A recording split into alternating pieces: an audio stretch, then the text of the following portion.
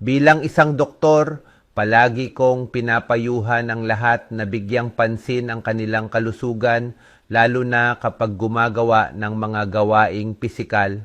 Sa mga trabahong tulad ng paggapas ng damo, pag-aani ng palay, o paglilinis ng bakuran, ang paggamit ng tamang kagamitan ay hindi lamang nakakatipid ng oras kundi nakakaiwas din sa pananakit ng likod at kasukasuan dahil sa maling galaw.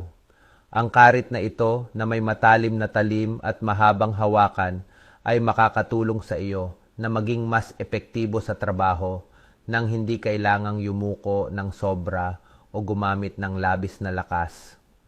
Isang napakagandang solusyon ito para maiwasan ang mga pinsala sa kalamnan at buto na karaniwang nangyayari sa mabibigat na trabaho. Ang kalusugan ay ang pinakamahalagang yaman, kaya alagaan ito ng mabuti. Kahit sa mga pang-araw-araw na gawain